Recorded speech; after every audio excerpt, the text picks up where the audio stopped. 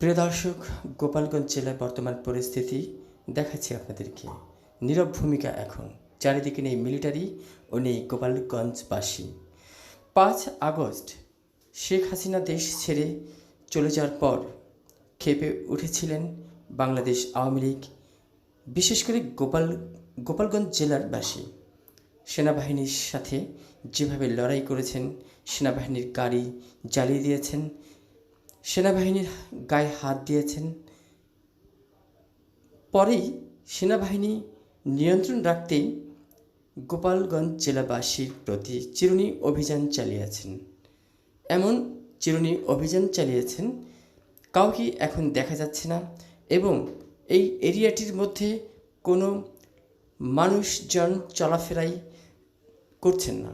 দু একজন হঠাৎ দেখা যাচ্ছে চলমান গতিতে তারা থাকছেন। তারা আসলে গোপালগঞ্জবাসীও না, এক প্রান্ত থেকে আরেক প্রান্তের যাওয়া মানুষগুলো।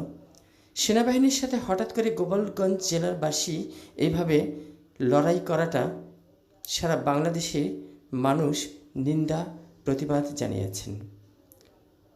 সেনাবাহিনী সবসময় দেশ রক্ষার্থে, জনগণ রক্ষার্থে প্রয়োগ হয়ে থাকেন এই সমাজে। কিছুদিন আগে যেভাবে বৈষম্য ছাত্র বিরোধী আন্দোলনে পুলিশ প্রশাসন মেতে উঠেছিলেন, আজকে বিপ্লব ঘটার পাশাপাশি পুলিশ বাহিনী কিন্তু মাঠে নেই। কর্মবিরতি এবং বিভিন্নভাবে তারা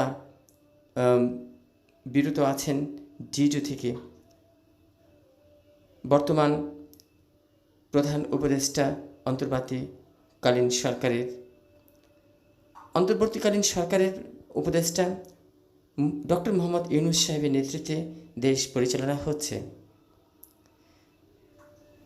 স্বরাষ্ট্র মন্ত্রণালয়ের যিনি আছেন ব্রিগেডিয়ার শওকত হোসেন সাহেব ইতিমধ্যে ঘোষণা দিয়েছেন, বৃহস্পতিবারের মধ্যে পুলিশ প্রশাসন থানায় থানায় যদি জয়েন্ট না করেন তাহলে তাদেরকে পদত্যাগ করতে হবে এবং পলায়ন হিসেবে ঘোষণা দিবেন।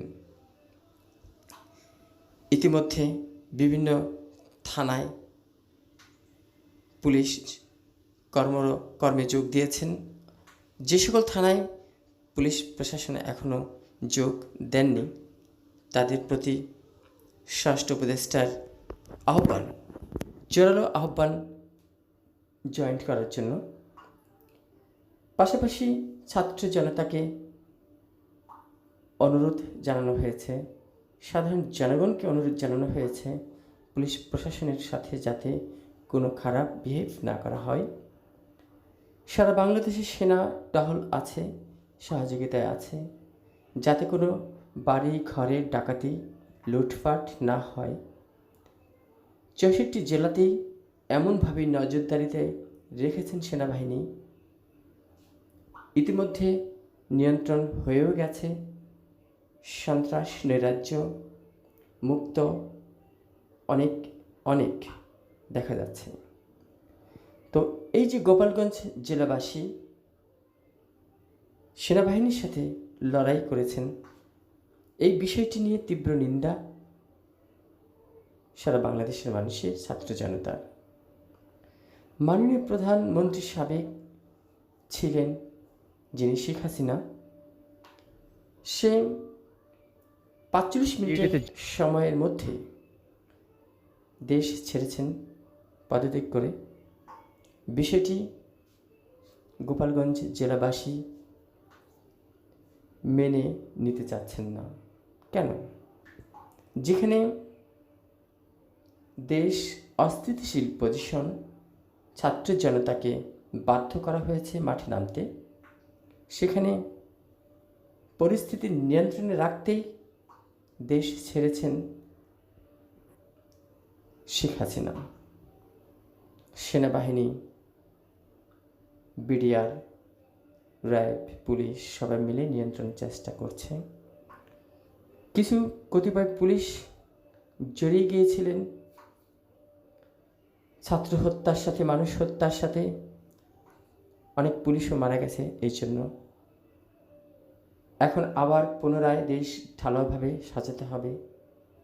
আওয়ামী লীগ, বিএনপি, জাতীয় পার্টি, জামায়াত ইসলাম, আরও যারা বিভিন্ন দল আছেন, তারা সবাই ঐক্যবদ্ধ হয়ে দেশ পরিচালনায় আসেন।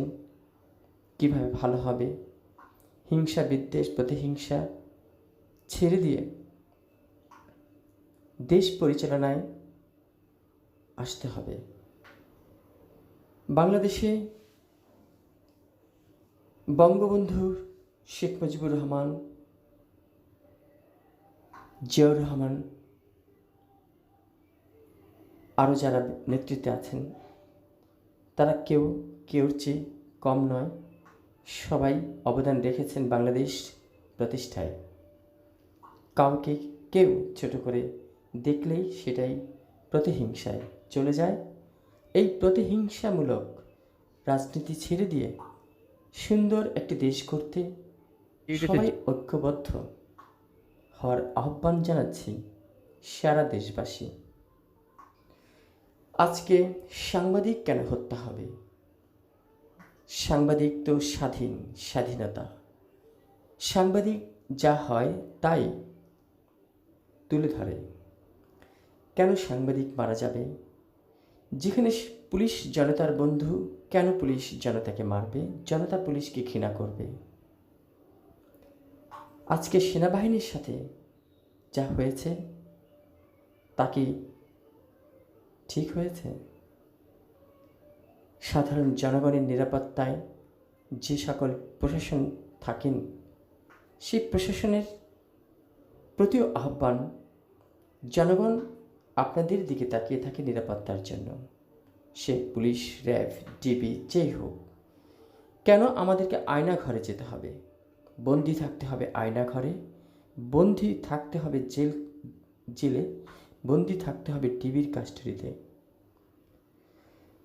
এ সকল কিছু ভুলে যে মানবিক হতে হবে, দয়াশীল হতে হবে, সার্বিক সহযোগিতায় জনগণের প্রতি থাকতে হবে পুলিশ প্রশাসনকে, ডিবিকে এবং সেনাবাহিনী থেকে শুরু করে যারা প্রশাসনে আছেন। দেশের জনতা আপনাদের কাছে জিম্মি যাতে না হয়, যাতে করে কোনো রাজনৈতিক নেতা কর্মী হয়রানি না হয়, এইদিকে খেয়াল রেখেই দেশ পরিচালনায় থাকতে হবে বাংলাদেশের সকল প্রশাসনের। আজকে আওয়ামী লীগ দীর্ঘদিনের একটি সুদক্ষ রাজনৈতিক দল, বাংলাদেশ জাতীয়তাবাদী দলও সুদক্ষ রাজনৈতিক দল, আরও যারা বামপন্থী রাজনৈতিক দলের আছে, জাসদ থেকে শুরু করে অনেক। তো কেউ কাউকে ছোট করে না দেখে সুন্দরভাবে সবাই এক টেবিলে বৈঠক দিয়ে দেশ পরিচালনা করলে ক্ষতি কী?